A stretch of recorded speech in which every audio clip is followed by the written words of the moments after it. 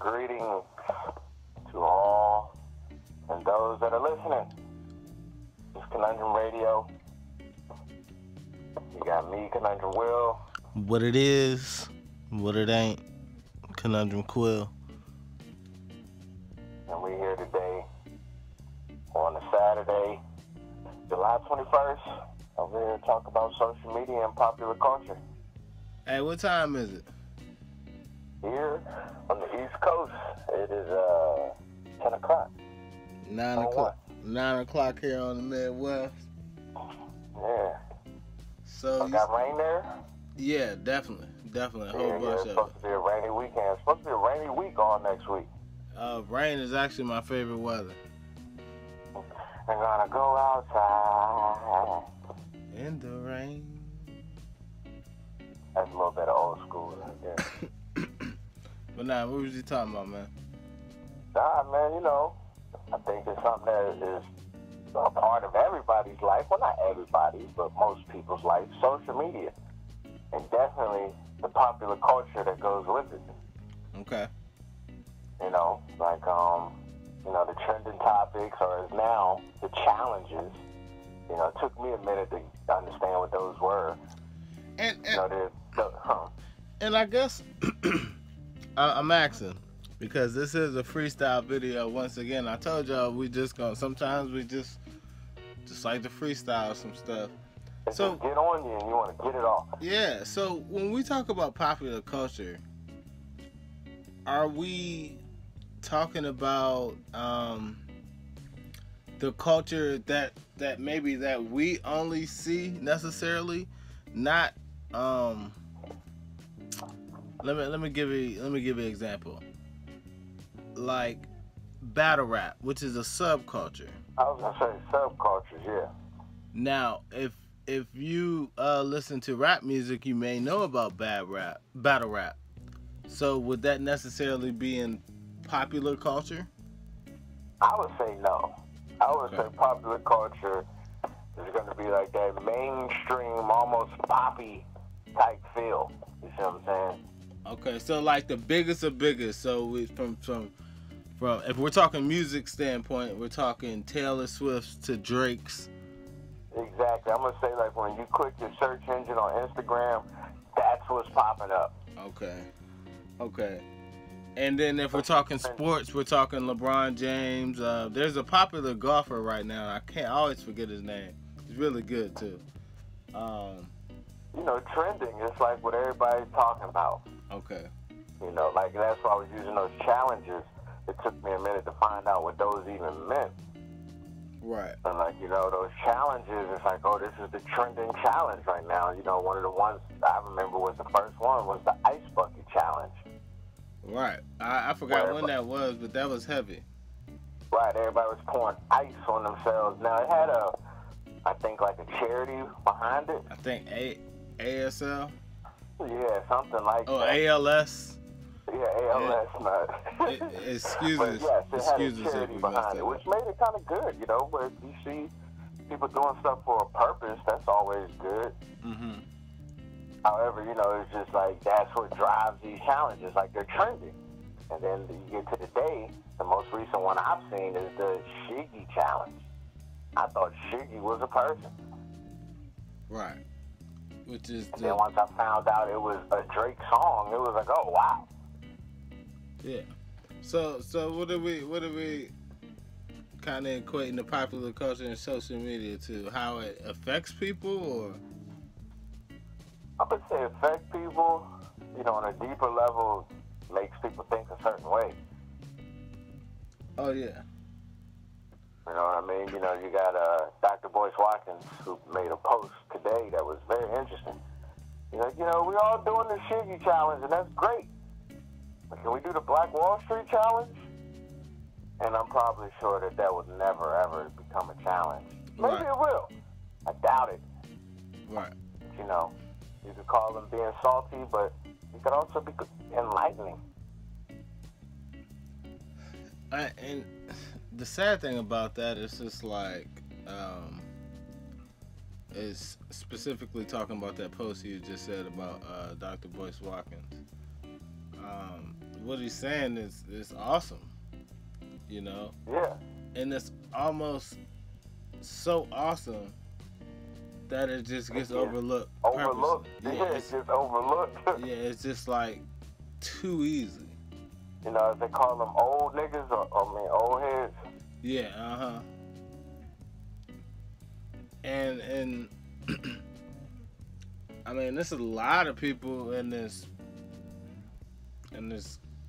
game or this culture is actually pushing stuff, you know, to where it's like, how can I put it? Like these, like the challenges, I think it's cool, you know. Actually, you know, I see it as a way for someone to vent, maybe, you know, let some self-esteem out, maybe just to have fun in general. I would say for the fun aspect, it's all there. Like, yeah. I think the problem becomes when fun and real life gets kind of mixed together. You know what I mean? Like, anybody that's lived life knows that life is not just straight fun. Right. Like, you know, there has to be some serious moments, and there has to be some time where, you know, you're focused. And then granted, we're only seeing a portion of someone's life. Yeah, a minute of it. Right, at that.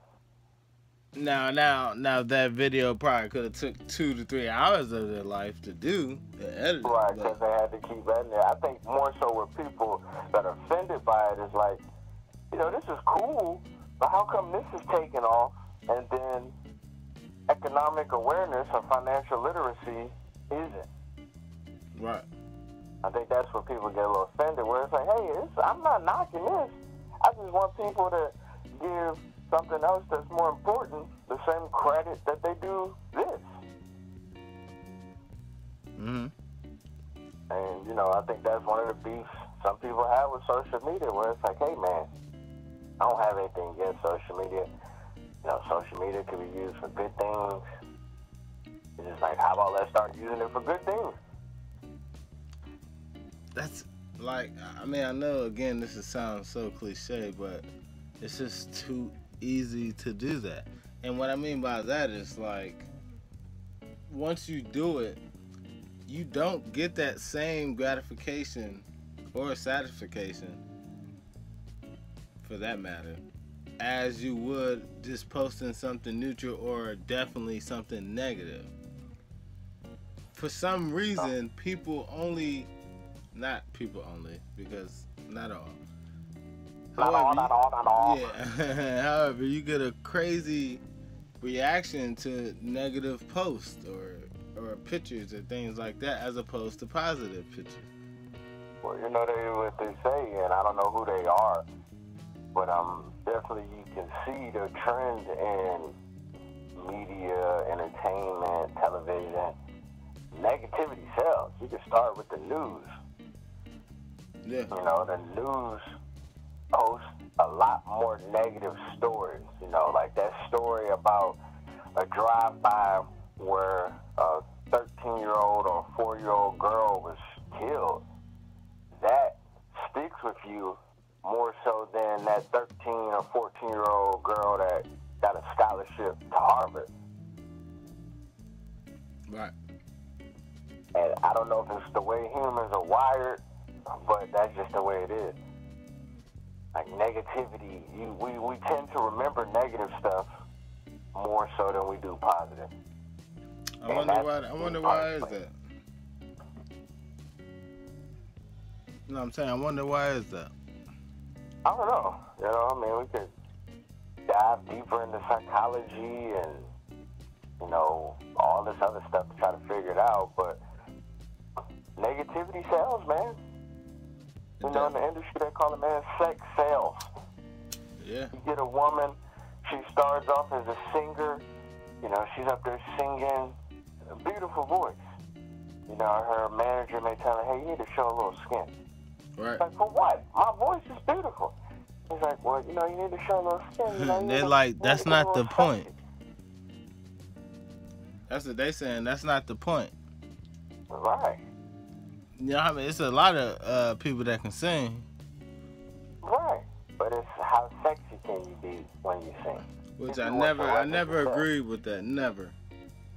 I don't agree with it either because it's like, if that's the case, then why do we even care how she sounds?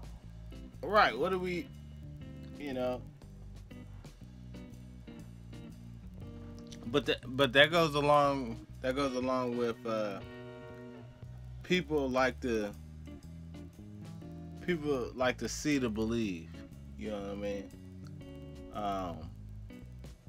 And if something is more appealing to the eye, since they're seeing it, they're more prone to believe it. Oh, totally. I mean, you know, when you look at the types of learning, visual, demonstration, written, verbal, that visual one is a big one. You know what I mean? Like, you could take a person that is attractive versus a person that is not attractive and have them debate. I'm pretty sure people are going to lean more towards the attractive person, even if they're not even making sense. Unfortunately. That's how it works. That's why media does that. I mean, yeah. Yeah. Like, to get on TV, you have to look a certain way. Like, have you ever seen somebody on TV that has bad teeth? Like, and I'm talking about like in a mainstream role. No, of course not. Right. And, you know, it may be shallow, but that's how it works. Okay. But look, we're gonna wrap this up here. There's maybe a part 2 coming right back at you. Gotta handle some business. Topic, man. We could go on for hours. Gotta handle some business right quick. Kiki, do you love me? Oh, wow. That was being facetious. Please. Be out of here, though. Conundrum Radio. Peace. Peace.